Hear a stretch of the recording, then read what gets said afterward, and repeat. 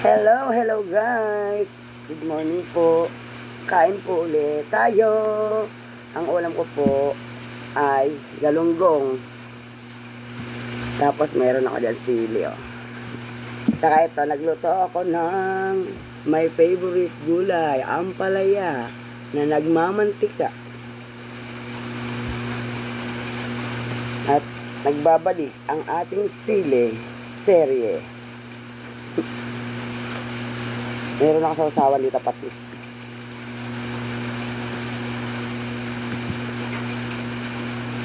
Umuulan pa rin. Hindi tumitigil ang ulan. Talaga naman si ulan. Hindi tuloy makapaglabas si Inday.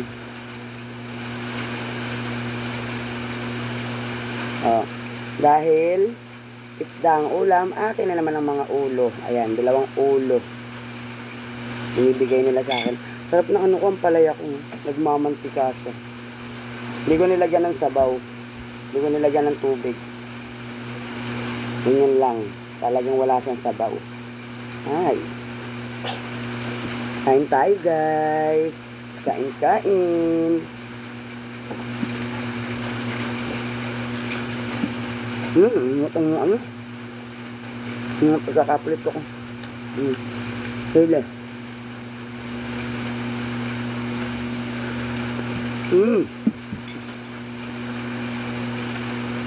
Sintap ng ampalaya. Walang kapait-pait. Ewan ko, ganito ako magluto ng ampalaya. Walang pait talaga, promise.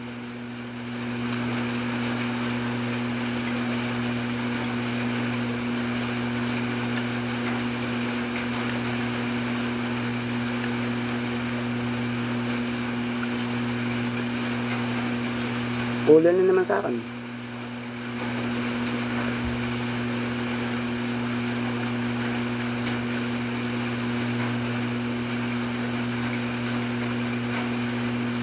May bulok pa.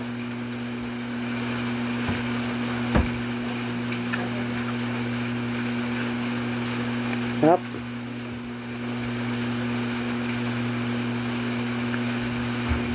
Sarap, may sili talaga. Nakakagana kumain.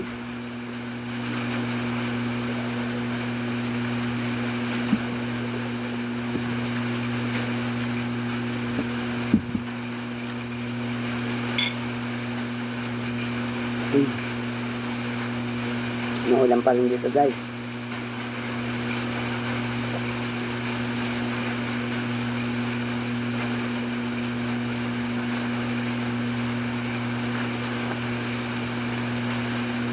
Itong nung ano.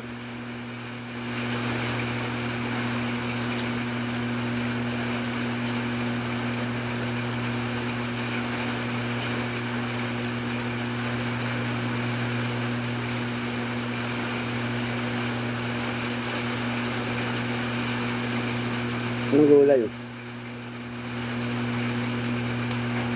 Ano yung sabaw niya? Pula.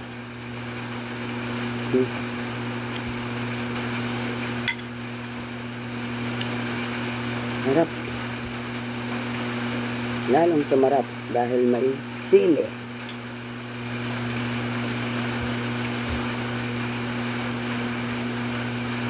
Wala yung karne. Ang nilagay ko lang dyan itlog.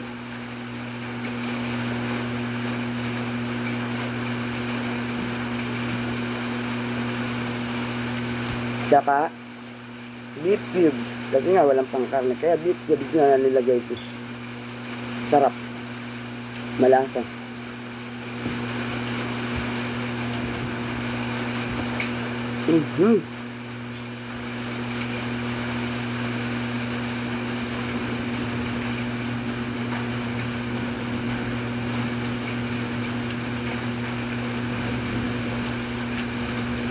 Ang laki ng galunggong. Kahapon yung galunggong. 7 yan, 7 piraso. Yung 4 pinira ko. Tapos yung 3 ngayon pinirito ko. Ewan kapag nagluluto talaga ako ng ampalay, walang kapait-pait. Hindi ko alam.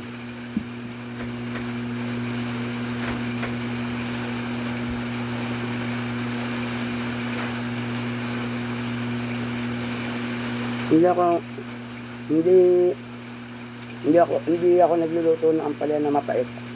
Yung iba, di ba, binababad pa nila sa tubig na may asin. Ako hindi na, rekta na. Pero walang pait. Depende siguro sa nagluluto. Kung bitter ka. Joke lang. Sarap. May audience ako dito, ang anak ko. Nanonood lang. Kasi may... sarap talaga ng ampalaya. Ito ulo.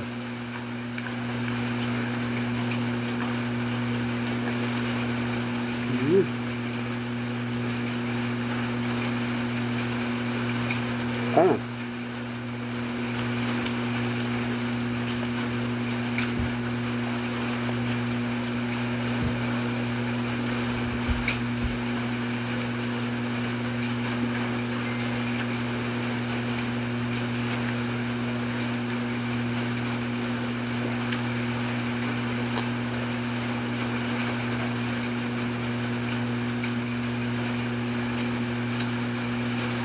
Sarap.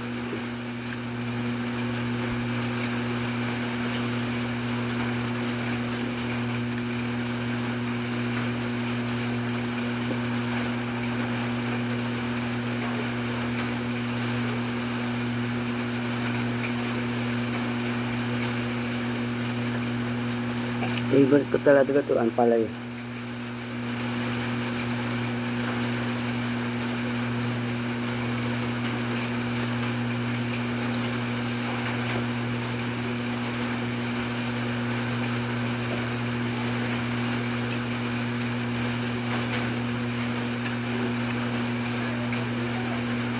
Hindi itong kumaan talaga.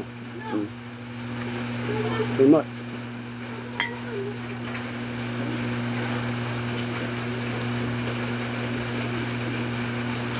Gala tayo ngayon, nakakook si Inday.